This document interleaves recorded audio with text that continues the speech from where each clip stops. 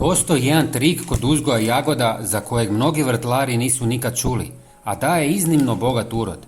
Mnogi misle da jagodama treba samo sunce i voda, ali upravo zbog jedne male greške plodovi često ostanu sitni i bez pravog okusa. Ono što sam otkrio prošle godine potpuno je promijenilo moje jagode. Biljke su odjednom počele stvarati više cvjetova, listovi su postali tamniji, a plodovi puno krupniji. Najčudnije od svega je što za to nije trebalo nikakvo skupo gnojivo niti posebna oprema.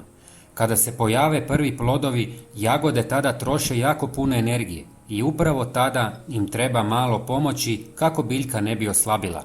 Ako to propustite u pravo vrijeme, kasnije gubite pola uroda. Postoji jedan prirodan način koji vrtlari koriste već dugo vremena kako bi jagode krenule jače rasti i povlačiti više hranjivih tvari kroz korijen. Kad je zemlja rahla i puna života, biljka puno brže napreduje i izgleda snažnije gotovo iz dana u dan.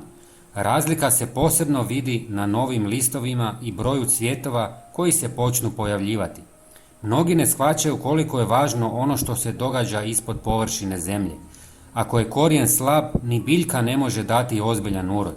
Zato iskusni vrtlari prvo hrane zemlju i korijen, a tek onda razmišljaju o samim plodovima.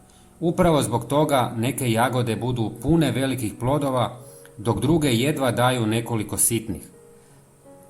Prije nego nastavim, baš me zanima koliko vas je već ubralo prve jagode ove godine. Pišite u komentarima. Ako volite ovakve savjete za vrt, pretplatite se jer svaki dan objavljujem nove isprobane metode za veći i zdraviji urod. Prvi sastojak su kore banane, koje ću sitno narezati. Zašto to koristim? Kora banane je bogata kalijem, mineralom koji je najvažniji upravo kada biljka počne stvarati plodove.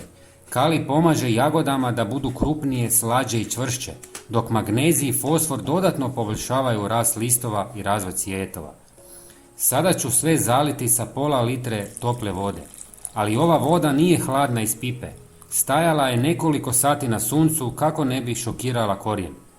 Sad dolazi ono zbog čega su moje jagode prošle godine izgledale potpuno drugačije. Iskreno, nisam vjerovao da ovako nešto može napraviti toliku razliku. Većina ljudi ovo nikad ne stavlja jagodama, a upravo tada biljka počinje najbrže napredovati. Dodati ću 2 žlice humusa od glista. Inače se on dodaje u zemlju, ali ja ću ga staviti u vodu kako bi ispustio sve hranjive tvari i brže nahranio korijen. Sve ostavite da odstoji preko noći. Ujutro procijedite i razrijedite sa još pola litre vode. Zalijevajte jagode 2 puta mjesečno, dovoljno je 200 ml po biljci. Nakon nekoliko zalijevanja razlika na jagodama je ogromna. Biljke izgledaju snažnije, a plodovi postaju veći i puno ljepši. Napišite mi u komentarima jeste li ikad koristili humus od glista. Hvala vam i pozdrav!